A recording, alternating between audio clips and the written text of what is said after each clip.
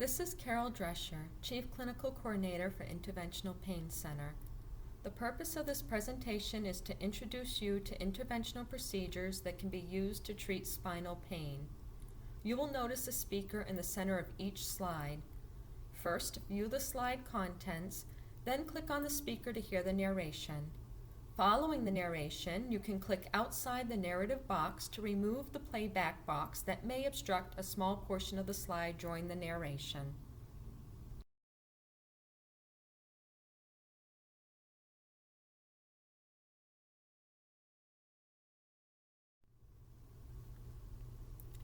You're going to start by taking a pretest. The purpose of this test is to compare your pretest score with your post-test score after completion of this learning module. I will be reviewing basic spinal anatomy to help you visualize spinal pathology and the targeted areas involved in interventional treatments. I will then outline 10 clinical circumstances that indicate the possible need to order advanced imaging, such as an MRI. We call these red flags because we don't want to miss a more serious underlying problem, such as metastatic cancer or a neurosurgical emergency. Next, I will cover 7 of the most common spinal conditions that you are likely to encounter in the pain clinic. A dermatome map will be presented to help you to learn how to localize nerve roots involved in radicular pain pathways. This is helpful in making a clinical decision about which nerve root levels to target when ordering an interventional procedure. I will go over the most appropriate interventional procedure to order for each spinal pain condition that is presented. You will learn contraindications for spinal injections. Then you will finish by taking a post-test to see if this module was effective. You will now be directed to the pre-test. After completing the pre-test, you will return to the slides.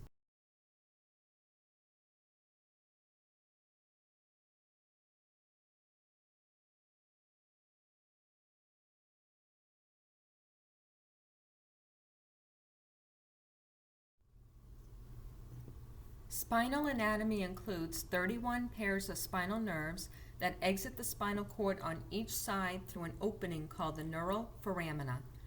Recall that although the cervical spine has 7 vertebrae, there are 8 cervical spinal nerves. All cervical spinal nerves emerge above their corresponding vertebrae, with the exception of C8, which emerges below the C7 vertebrae. For all other regions of the spine, the spinal nerve exits the spinal cord below its corresponding vertebrae. For instance, the L1 nerve root exits below the L1 vertebrae. The cervical spine has 7 vertebrae, 12 for the thoracic spine, 5 for the lumbar spine, 5 fused vertebrae for the sacrum, and 4 fused coccygeal vertebrae for a total of 33 vertebrae. When we talk about spinal interventional procedures, we are referring to injections done under fluoroscopy to treat pain arising from the spinal nerves or any structural components of the spine, such as the disc or facet joints.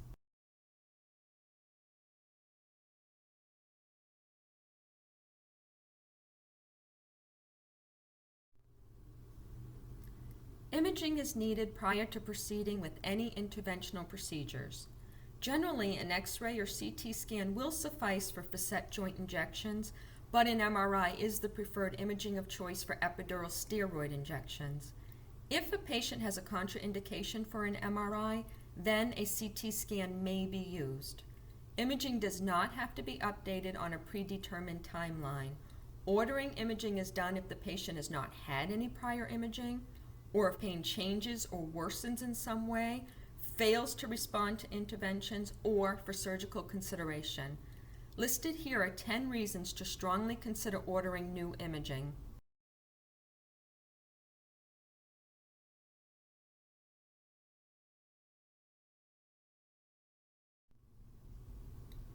These are the 7 most common spine conditions that you will be seeing day to day. I will review each one along with the causes, physical symptoms, exam findings, imaging findings, and the most appropriate interventional procedure to treat the condition.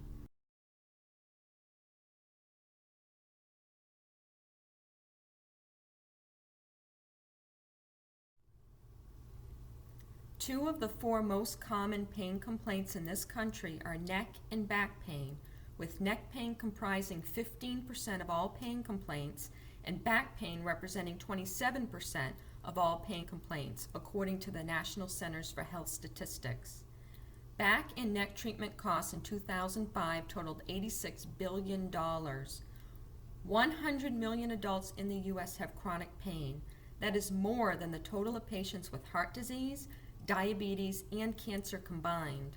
Low back pain is the most common cause of work disability, and it is the second most common neurological disorder. Chronic pain contributes to poorer health, increased disability, decreased work productivity, impairment of activities, and reduced quality of life, all of which have negative personal and business financial impacts. Financially, the estimated cost of chronic pain is $560 to $635 billion annually, with work productivity losses estimated at $297 to $336 billion. Nerve impingement is a significant source of spinal pain. It can cause numbness, tingling, burning, and radiating pain to travel away from the spine and down the limbs.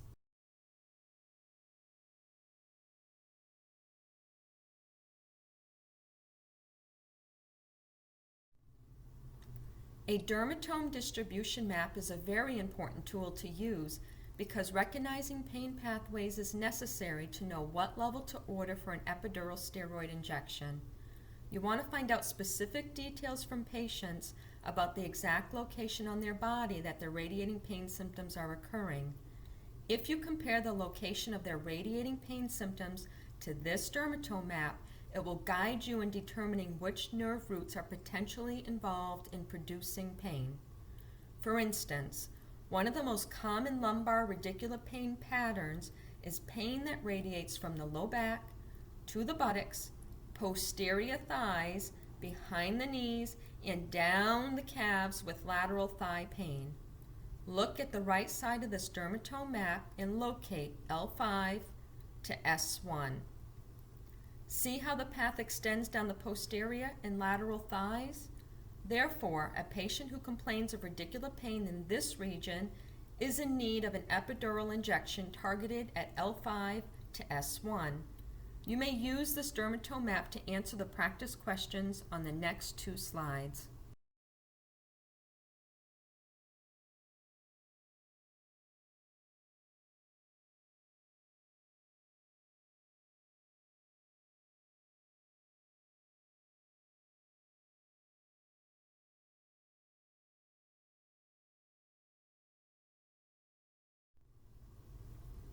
This slide shows the dermatome distribution of cervical radiculopathy.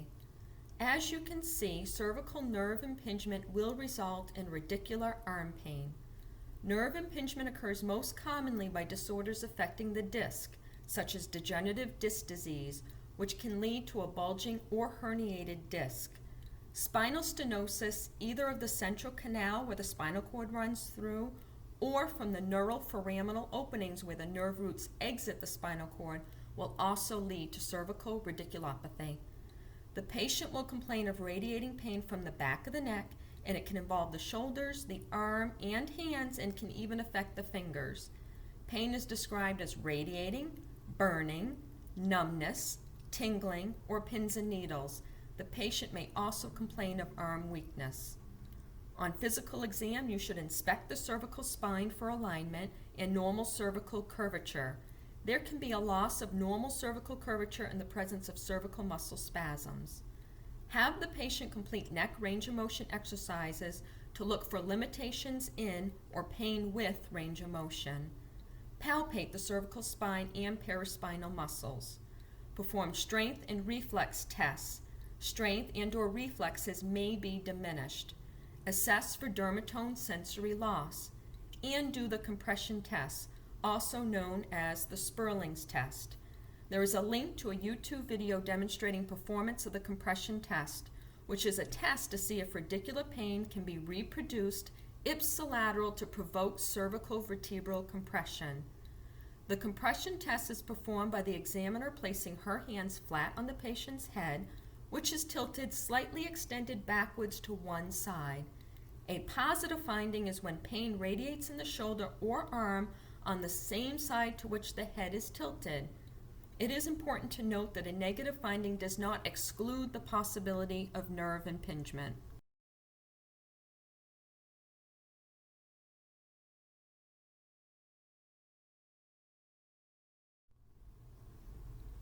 MRI findings will often indicate cervical disc disease or spinal stenosis of either the central canal or the neural foramina, or both.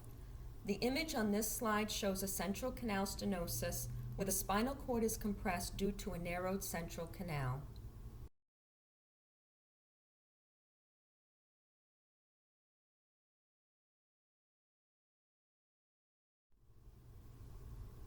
The key point to take away from this slide is that if neck pain radiates away from the spine to the arms, then think cervical epidural steroid injection to treat the patient's cervical radicular pain.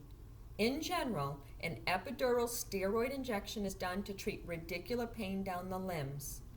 For the cervical epidural steroid injection, abbreviated CESI, a single interlaminar injection is given in the lower level of the C-spine with a midline approach.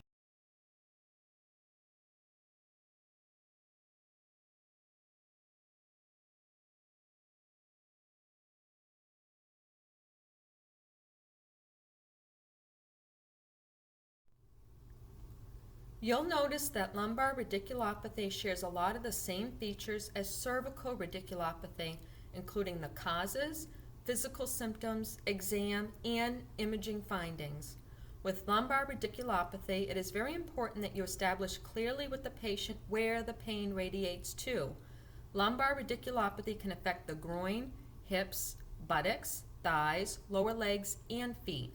To determine which nerve root is being compressed, you will have to compare the patient's pain pathway to the dermatome map. Although a cervical epidural steroid injection is given in the same basic location, for lumbar epidural steroid injections, we can target a particular side and nerve root with more exactness than can be safely performed on the neck. This picture shows you that the top lumbar levels affect the groin and upper anterior thighs, with L3 to L4 affecting the mid to lower anterior thigh region. L5 affects the lateral thigh and wraps around the front of the lower legs, with S1 involvement when pain is in the posterior thighs. Determine which dermatome levels and how many dermatome levels are involved. You recall that a compression test or Sperling's test can be done to test for cervical radiculopathy. For lumbar radiculopathy, you can perform a straight leg raise test. Raise the patient's extended leg to 30 to 70 degrees. This stretches the sciatic nerve and can help identify irritation of the sciatic nerve root. Keep in mind that there is variable sensitivity and specificity of the test results. In other words, a negative straight leg raise test does not exclude nerve impingement, while a positive finding is likely indicative of sciatic nerve root irritation with about a 91% sensitivity. The sensitivity of the test is higher when the patient is supine versus when done in a seated position.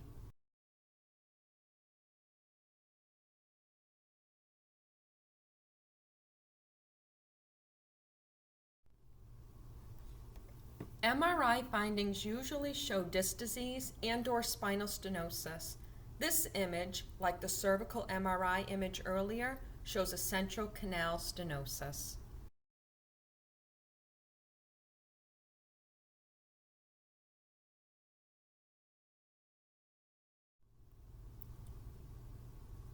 For lumbar radiculopathy, the treatment consists of an epidural steroid injection. First ask, does the patient's pain radiate away from the low back down a dermatome pathway or pathways? If so, then an epidural steroid injection is indicated. There are two main approaches to this type of injection in the lumbar spine. Either an interlaminar approach, which is midline of the spine and offers a general broad distribution of the steroid injectate, or a transforaminal approach where the steroid medication is injected at the nerve root from the side. In order to decide which approach you should order for the patient, first determine how many dermatome levels are involved in the patient's symptoms. If no more than 1 to 2 dermatome levels are involved, then order a transforaminal epidural steroid injection to be done at the identified 1 to 2 levels. For instance, if a patient has radicular pain down the back and sides of both legs, then you will order a bilateral lumbar L5 to S1 transforaminal epidural steroid injection to concentrate the steroid medication where it is needed. If the patient has greater than 2 dermatome levels of pain, then order the interlaminar approach, known simply as lumbar epidural steroid injection. This is an interlaminar injection that will enable a broader spread of the steroid along multiple levels.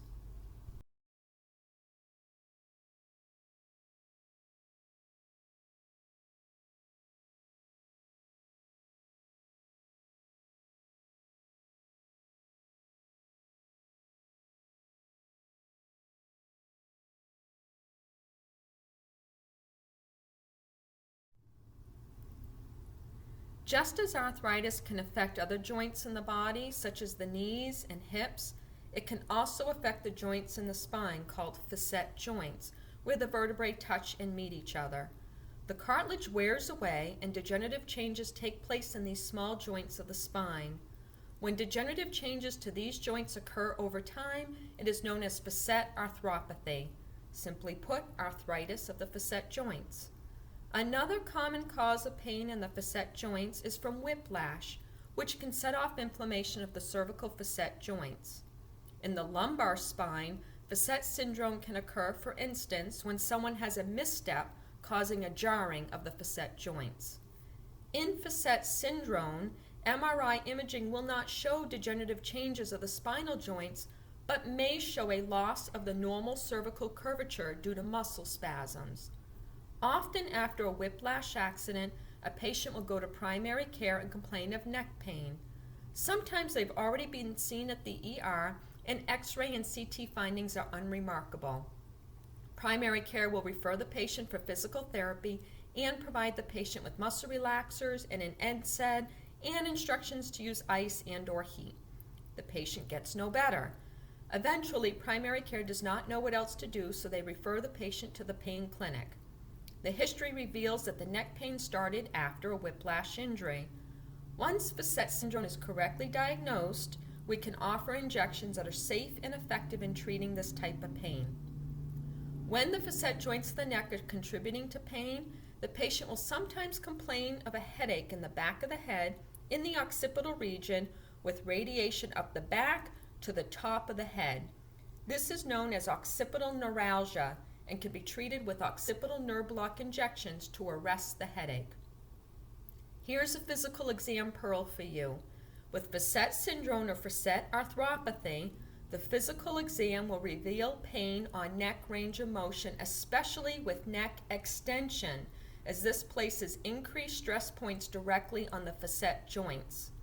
This is contrasted with increased pain on neck flexion, which is more indicative of disc disease, since spine flexion causes an increase of pressure on the disc, which, if diseased, will increase pain on spine flexion.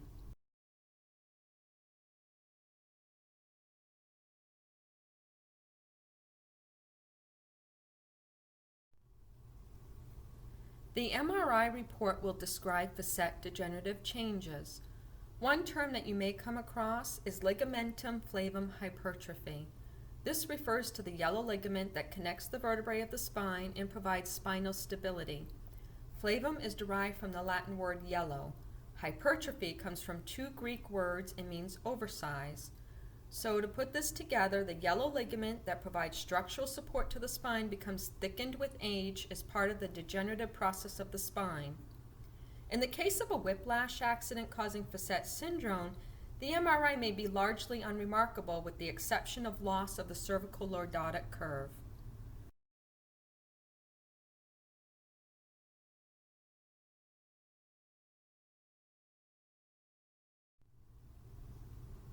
What do we do for facet joint pain? We do diagnostic facet joint nerve block injections to test if the pain is indeed arising from the facet joints. These injections are also known as medial branch blocks, which refers to the tiny nerves that carry pain signals from the facet joints. For the first diagnostic or test injection, bupivacaine is the anesthetic used. The anesthetic effect is short-lived. When the patient returns for follow-up after the facet nerve block, the question posed is this: did you have pain relief for greater than 8 hours on the day of the test injection? If the patient's pain reduced on the visual analog pain score to a 0 to 2 for greater than 8 hours, then the patient may proceed with a second diagnostic facet nerve block used for confirmation purposes. With the second diagnostic facet nerve block, lidocaine is the anesthetic used. The patient is asked the same question on follow-up from this injection. If the patient has passed 2 test injections, meaning significant pain relief for greater than 8 hours with diagnostic facet nerve block injections, then the patient may proceed with radiofrequency ablation, where a low-level electrical signal is passed through a grounded, insulated needle to burn the medial branches to interrupt the pain signals arising from the facet joints.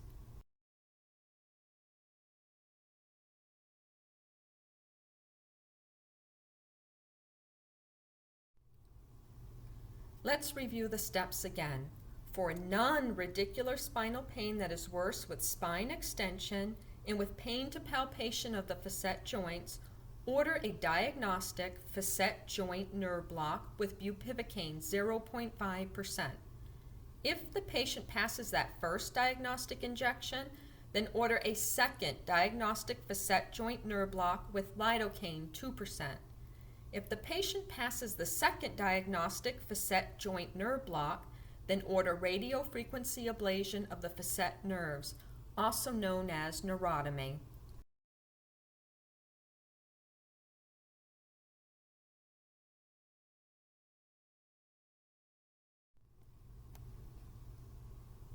This is what radiofrequency ablation looks like.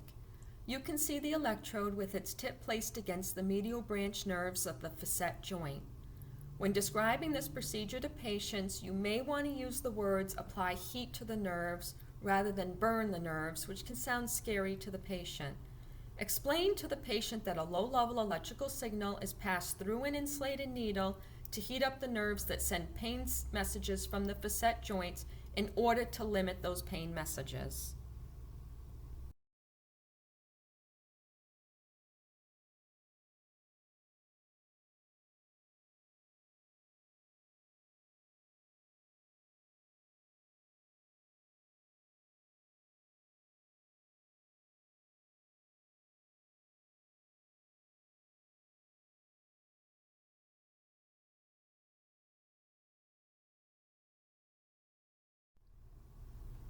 Degenerative disc disease is caused by aging, injury, or wear and tear.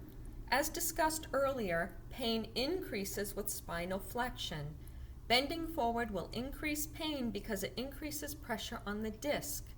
If the disc bulges against the nerve root or crowds out the neuroforaminal opening, then the patient will experience radicular pain due to nerve impingement.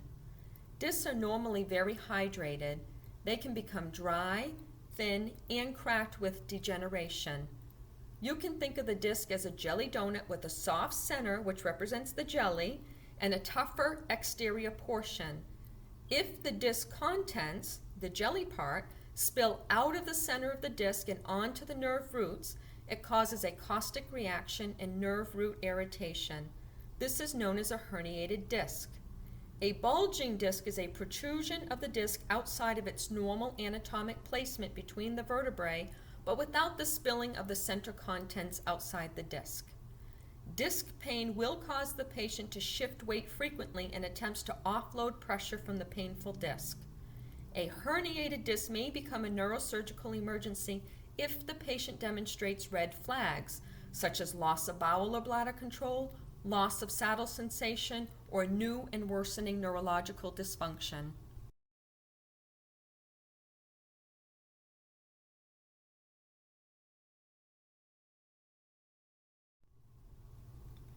Image findings include any description of problems with the disc, including desiccation, which means dehydration and thinning of the disc. Also described will be disc bulge, protrusion or herniation, annular fissure or tear, which describes breaks in the fibrous outer portion of the disc, or you may also see vacuum phenomenon, which is an accumulation of gas, principally nitrogen, within the crevices of the intervertebral disc, and it is associated with degenerative disc disease. You can see examples of healthy hydrated disc on the image to the right and compare that to the lower disc demonstrating vacuum phenomenon with a blackened disc appearance.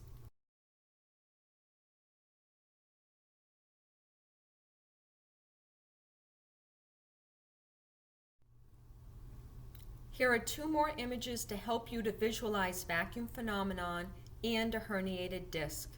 With the herniated disc, you can see how the contents can spill onto the nerve root, which will set off an irritative response.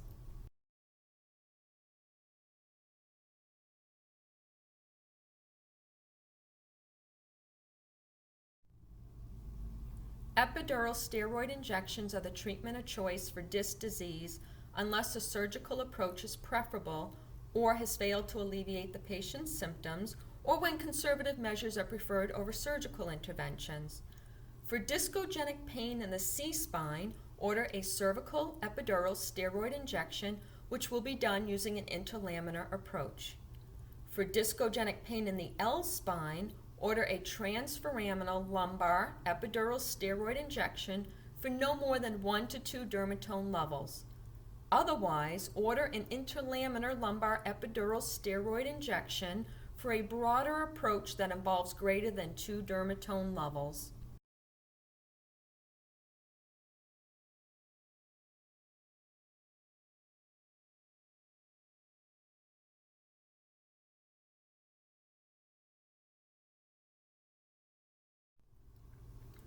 Laminectomy surgery may be done to decompress the spinal nerve to alleviate radicular pain. In many cases, patients continue to have radicular pain following surgery, or they may have pain temporarily alleviated with the recurrence of radicular pain at a later time. This refers to post-laminectomy syndrome, also known as failed back syndrome. The patient will complain of spinal and radicular pain. Scar tissue develops following surgery and may place traction on the nerve roots and contribute to pain symptoms.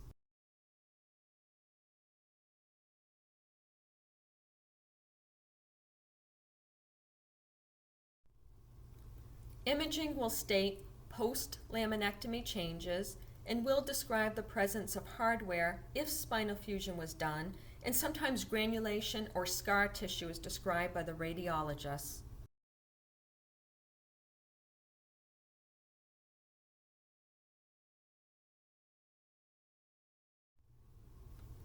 A variety of interventional procedures may be done. For radicular pain, epidural steroid injections are the best choice. The presence of surgical hardware may make a caudal approach for the lumbar region more accessible. For patients who derive insufficient pain relief with epidural steroid injections, you should consider that scar tissue may be crowding out the nerve root and preventing adequate deposition of steroid injectate around the nerve root. In this case, an epidural lysis of adhesion, or scar tissue removal, may be done to remove the scar tissue through both mechanical and chemical means. A catheter is pushed through the scarred region and an enzymatic solution is passed through the catheter to break up the tissue. This allows for deposition of the steroid medication around the now clear nerve roots. Scar tissue will recur, usually in about 9 months. Alternatively, you can consider the patient for a trial for a spinal cord stimulator. Prior to ordering a spinal cord stimulator trial, the patient must undergo a psychological evaluation and complete electromyogram and nerve conduction studies. If the patient is found eligible for a trial for a spinal cord stimulator and wishes to proceed, you will provide the patient with an antibiotic prescription to start the evening before the procedure and end after removal of the temporary leads. For lead placement, temporary leads are advanced along the spine and kept in place for 7 to 10 days. An electric current is sent from a pulse generator through a wire to the nerve fibers of the spinal cord to disrupt pain signals. If the patient's pain is improved during the temporary lead trial, then the patient is sent to a surgeon to have the leads and device surgically placed.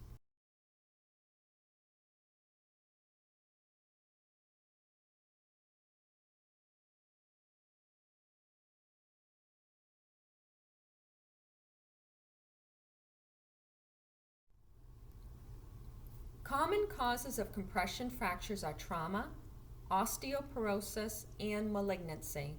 Symptoms may be described as acute in onset. I had one older female patient with osteoporosis who reached in the refrigerator to get a bottle of ketchup, and when she twisted to place the ketchup on the counter, she felt an immediate severe pain in her thoracic spine. A CT scan was ordered and confirmed the suspected compression fracture. Consider risk factors for osteoporosis such as age, ethnicity, smoking history, having a thin, small frame, family history, and cancer.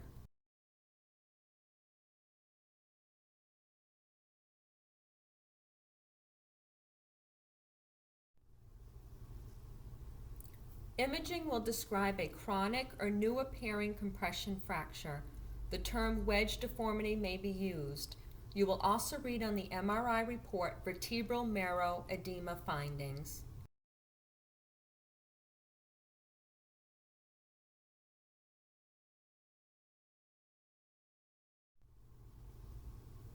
Vertebroplasty should be done approximately within the first 3 months of the fracture occurrence. Medical grade cement is used to seal the fracture and lend structural support to the vertebra.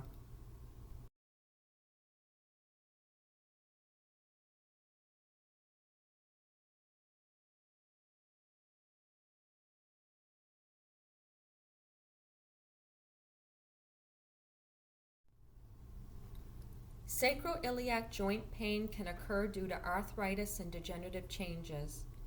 Pregnancy is another contributing factor for developing sacroiliac joint dysfunction.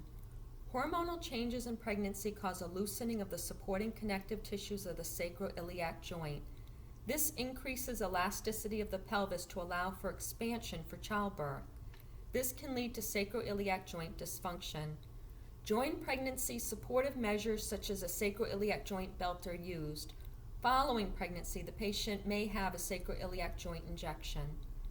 Keep in mind that pain arising from the SI joints may be distributed around the low back, SI joints, buttocks, and radiate to the hip, groin, and leg region.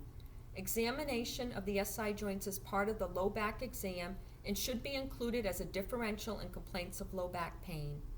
If 2 provocative exam maneuvers demonstrate SI joint pain, then an injection may be ordered. It is well worth your time to learn some of these provocative maneuvers. You can watch the YouTube link provided here to see the performance of these tests. A Faber's test, also known as Patrick's test, is one such test that can help to localize SI joint pain when pain at the SI joint is elicited with flexion, abduction, and external rotation of the hip against resistance.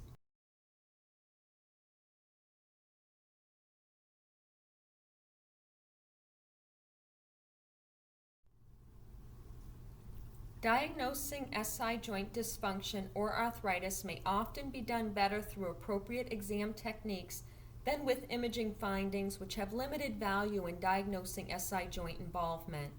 If 2 provocative maneuvers suggest SI joint pain, an SI joint injection may be done diagnostically to see if the pain improves with the injection.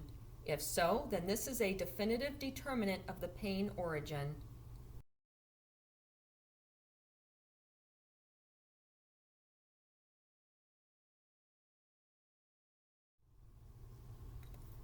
SI joint injections are done under fluoroscopy. If the patient has a chronic condition such as arthritis that is the underlying cause of the pain, then radiofrequency ablation may be done of the SI joint to confer a longer duration of pain relief than can be achieved with a single steroid injection.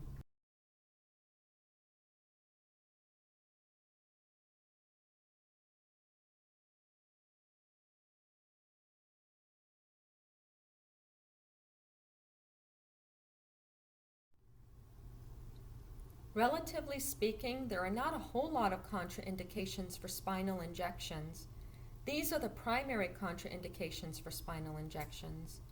Patients with pseudotumor cerebri or Chiari malformation are at increased risk for tentorial herniation if epidural steroid injections are done due to an increase in pressure when the steroid is injected. Therefore, patients with these conditions may not receive epidural steroid injections. Injections that avoid the epidural space, which is the potential space around the spinal cord, may be done, such as facet joint injections or sacroiliac joint injections. Bleeding around the spinal cord can cause compression on the cord, leading to paralysis. Therefore, any patient with a bleeding dyscrasia or who cannot stop anticoagulants for the recommended time prior to the procedure will be contraindicated for spinal injection.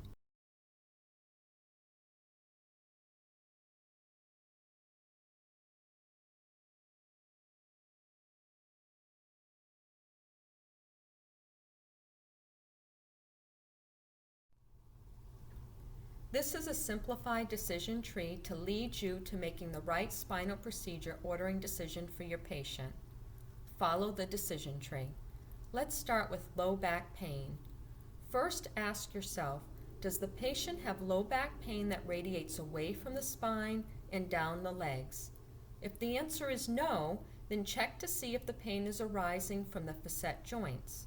If the answer is yes, the pain is from the facet joints, then proceed with a facet joint nerve block injection. The first diagnostic facet nerve block is done with bupivacaine. The second diagnostic facet nerve block is done with lidocaine. Then radiofrequency ablation can be done if the patient passes those two diagnostic test injections. If the pain does not radiate down the legs and the facet joints are not painful, then consider the differentials listed in the bottom left box: a lumbar trigger point muscle injection, sacroiliac joint injection, or piriformis trigger point injection. Let's move to the right side of the decision tree. First, ask yourself, does the patient have neck pain that radiates away from the spine and down the arms? If the answer is yes, then order a cervical epidural steroid injection. If the answer is no, then check to see if the pain is arising from the facet joints. If the answer is yes, the pain is from the facet joints, then proceed with a facet joint nerve block injection. Again, you will order the first diagnostic facet nerve block with bupivacaine, the second diagnostic facet nerve block with lidocaine, then radiofrequency ablation. If the facet joints are not painful and there is no radicular pain, consider trigger point injections for muscle spasms.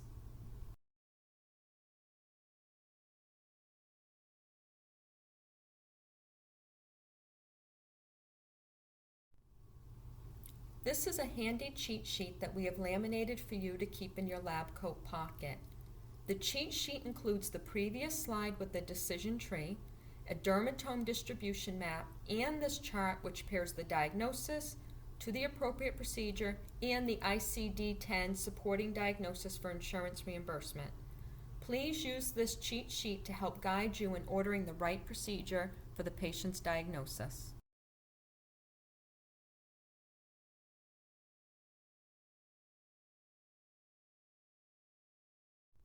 Now you will take a post-test which will conclude this presentation.